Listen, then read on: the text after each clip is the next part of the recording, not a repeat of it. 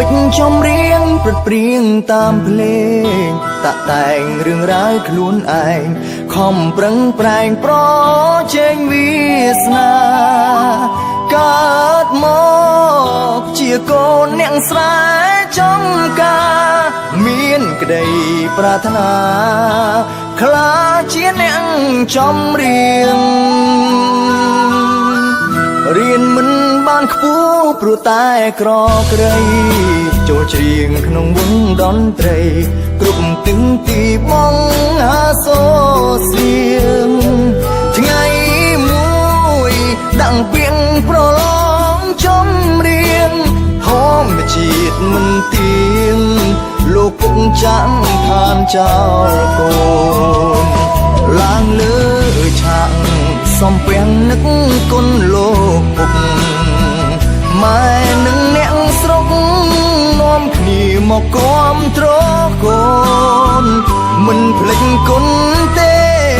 យាយតាមីងបងប្អូនអង្គាប្រាំងកាំងផ្ទាល់ខ្លួនឲ្យខ្ញុំដល់វាំងចុងក្រោយ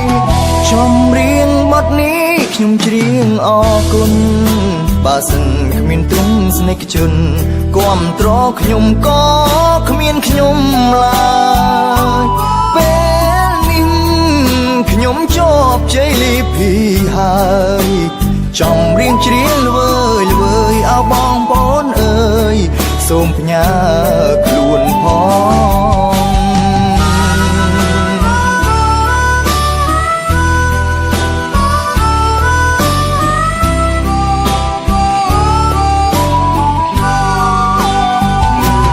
ឡើងលើឆាកសំពាំងនឹក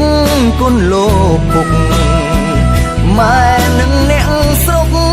នាំគ្នាមកគាំទ្រកូនមិនភ្លេចគុណទេយាយតាមីងបងប្អូនអង្គាប្រាំងកាំងផ្ទាល់ខ្លួនឲ្យខ្ញុំដល់វាំងចុងក្រោយចំរៀងបទនេះខ្ញុំច្រៀងអរគុណបើសិនគ្មានទ្រង់ស្នេហ៍ជនគាំទ្រខ្ញុំក៏គ្មានខ្ញុំឡើយពេលនេះខ្ញុំជាប់ជ័យលីភីហើយចំរៀងច្រៀងល្វើយល្វើយអោបងប្អូនអើយសូមផ្ញើ